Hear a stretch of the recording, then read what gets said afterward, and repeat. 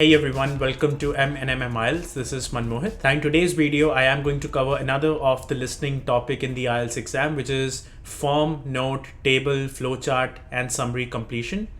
The main topic is completion, but then it can come in these different forms. Now, as the name says, completion, that means there would be some sort of information missing in a sentence, which you will need to fill it out. You may have to choose the option with different options, or you may have to just fill in the blank with, there may be different type of questions saying that no more than 2 words, no more than 3 words, no more than 2 words and a number, something like that. So let's understand that particular topic in detail, and alongside I would share some tips as well as to how you can make sure that you can master this topic, which I believe is one of the easiest topic that you can get in the listening exam, only if you get that. So this is what this topic is about: form, note, table, flowchart, summary. Anything can come in the exam and you have to complete that. Now this is how the question looks like in the real exam. And obviously then, like I said, it could be in the form of a table, it can be a flowchart, it can be a summary. Summary means it could be a paragraph with few blanks in that. Question number listed next to it. Again, in this topic, the questions will follow the sequence. That means you will not be jumbled in the exam as to which question you are on and which question you should be focusing on. It is always going to be in sequence. Again, it can come in any section 1 to 4. Most likely it comes in section 1, 2, or in some cases 3, very rare in 4. But then it can come in any section. It comes in, according to me, in the easy category, because if you just follow, or if you just take care of few things in the exam and practice enough, this topic should not prove a lot challenging to you. And anyone who's aiming for IELTS 6 band 7, 8, even a perfect 9, this is one topic you just cannot mess up in. This is one thing that you need to get it right. Now, even if it's a general exam, or even if it's an academic exam, the listening exam does not change for anyone, so it remains exactly the same. Now, just before the audio starts to play, you will definitely get few seconds for you to prepare the questions. One thing I just cannot stress enough is reading the question. It's a very simple thing, but people tend to miss that because they are too much focused upon looking at the questions which have been given below, as in the single questions, but they do not read the main title of that topic, main title of that question. If you do not read that question title correctly, doesn't matter how good your English is, doesn't matter even if you get the correct answers, there is a high chance that you will make mistakes. So the question may say, do not write more than 2 words. Now that's a very common one, more than 2 words, and one number. So if you think about it, what does this statement mean? It says that you cannot write more than 2 words. That means, for example, an apple, 1 and 2 words, and / or one number. That means, for example, this. Now you may say that I've written 3 words. Nah, not really. So I've written 2 words and then I've written one number, which is absolutely correct, as this is what the title says. Or it says one number, just single number. Now let's say in the exam you have got a number saying,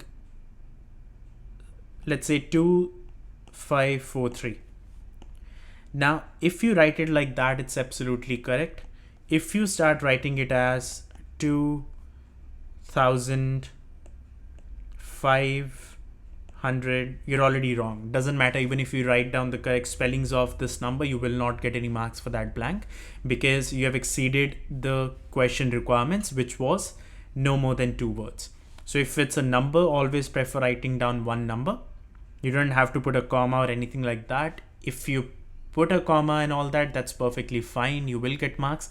Even if you do not put that comma, you still do not lose marks. So I would any day prefer not putting those commas, because why risk my marks for no reason? Now another thing that I want to share over here is the contractions. Now contractions means when I say I don't, he doesn't, these kind of words where it should be technically does not, but if you combine those two words, it forms a contraction. So these contractions are not required. They will never ever ask you for these kind of things, because it's an academic or even it's a general exam. They would still give you different words. That is does not. So that's why I always say reading out the question is extremely important. Do not mess up in that. Make sure you read the question thoroughly. Yes, those 5 to 10 seconds that you get just before the audio starts, read the question thoroughly. That's very important. And after that, start looking at the question itself, as in the information that is required from you. Now, for example, that's a question. Now, when I'm given those 10 or 5 seconds to prepare for the upcoming questions, now if you read the question out here, it says complete the form, write no more than 3 words for each answer. Simple as that. Your answer cannot exceed 3 words. Doesn't matter even if you feel that it should be 4 words, it should not. Now, one thing is hyphens. Now, they may say a certain word which you feel that there should be a hyphen in between. For example, or cooperation, any words which you may feel that should be 2 separate words, but they normally come with a hyphen, co-education, anything like that. Now, let's say you're exceeding the 3 word limit and you have written 4 words, then definitely you may have made a mistake. You need to figure out which word you can put a hyphen or something like that, but you just cannot disobey the question. No more than 3 words means no more than 3 words. Once I've read out my question quickly in the exam and I understood that what I'm looking for, afterwards in the remaining seconds, I would start looking at all these questions. Like I said, the questions will come in the sequence. So I know 6, 7, 8, 9, 10 will come into that. Now what I'll do is I'll make a mental picture in my mind as to what sort of information am I expecting from the audio. Now here it says name. Now I know one thing for sure, that when they speak that name out in the audio, they're not going to say any numbers, right? Because it's a name. Same when I'm over here, address 78 dash road, Canterbury. I can see the word road. I know there should be a road name over here, and most likely at number 7 there should be some sort of a number, because they should be denoting a number or a unit number, something like that over here. So I hope you're understanding what I'm saying over here, that you need to create a mental picture of what information you're expecting in the audio. Then at number 9, telephone, definitely it's going to be a number. Estimated value of lost item, that simply means it's again going to be a number. Now I'm just going to play the audio, and we would be doing all these questions from 6 to 10 one by one, and after each question I'll explain you as to what sort of distractors and those other words they might use to confuse you, and how we need to get each and every single answer correctly. Right, if you'll just give me some personal details. Yes. What name is it? I'm Mary Prescott. Can you spell that? Yes, it's Prescott. Alright, so if you had a look, she basically just spelled it out for us, so it made our question a lot easier. Now, if you would have noticed one thing, I've put the first letter, which is P, as capital. Why? It's a very common thing, because it's a name. I need to make sure my first letter is capital. If I, for some reason, do not put my first letter capital, doesn't matter how correct it is going to be wrong. I will not get any marks for that. So the grammar has to be followed correctly. P has to be capital. Next one, the address. Flat 2, 41 Fountain Road, Canterbury. Fountain Road? Yes.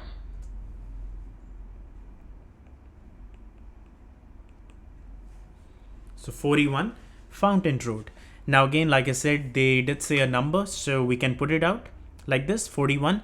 Now if you want, you can put it as FORTY, then 1 with a hyphen. I mean, yes, you can do that, but then my question to you would be, why would you want to compromise, and why would you want to make it any difficult for you for no reason? I'll any day go with the easy number, which is 41. Next, the road she said was Fountain Road. So I've written the word fountain. Again, remember it's the name of the road, so the F has to be capital because it's a name of something. So fountain as in F capital, OUNTAIN. Next one. Number 41. And have you got a contact telephone number? Yes, it's 752239. 752239. So again, very short and simple. So I already knew in my brain that look, I'm looking for the telephone. That means it has to be a number, which is 752239. And the last one? Fine. One last question. What would you say the value of your briefcase is? Including the contents? Yes. Just a rough estimate is fine. Oh, I'm not sure. Well, the briefcase itself is quite new. I bought it last month for £40. I suppose about £65. The contents are worth about £20 or £25 at least. That's fine. Well, if you could come down to the station tomorrow. Okay, now this was a bit confusing one because she literally said 3 different numbers. Again, we are just gonna stick with the question that was being asked to us, and that is estimated value of lost item. Now she did describe the value of a briefcase. She bought it last week and all that. That doesn't matter. Briefcase just itself was for £40, but we are looking for all the lost items. Then she said that total it's gonna be about £65. And then she later on started explaining that contents itself are going to be about £25. That means what she's saying is the briefcase is worth £40. The contents are worth about £20 to £25 roughly. In total, everything is worth about £65. Again, roughly estimate. So yes, she spoke 3 numbers, but I'm not looking for the estimated value of briefcase. I'm not looking for estimated value of contents. I'm looking for estimated value of lost items. So everything was lost. That means total number, which is 65. Now I know in the exam you won't have time to do this math and all that stuff in the exam. I'm not even asking you to. Since I'm creating a video, I have to explain as to why this number came. But yes, with the gradual practice, with the regular practice, your brain will become sharp as this case that at least in the exam you will not have to think about every single number. You straight away know what information you are looking for because you would have practiced that much. Now it was very easy for a person who hasn't practiced enough to lose mark in this last question because that was kind of a tricky one. But like I said, there is not a big difference in getting a perfect 9 bands and then not even getting 6 or 7 bands. It's hardly few points. So this is one topic where you just cannot afford to make any mistakes. Yes, some questions can be tricky, but trust me, there's other topics in the listening which are more difficult. Topics such as multiple choice questions. You just cannot afford to lose marks in these kind of topics. So this is how basically this topic works. Practice this topic a lot considering it's an easy topic and you do not want to lose any marks in this one. Make sure you grab every single mark out of it. So practice this topic as much as you can. If you have any sort of questions, do leave them down in the comment section below and we'll reply to you as quickly as possible. With that, I'm done with this video. Take care, stay safe wherever you are, and I'll see you guys in the next one.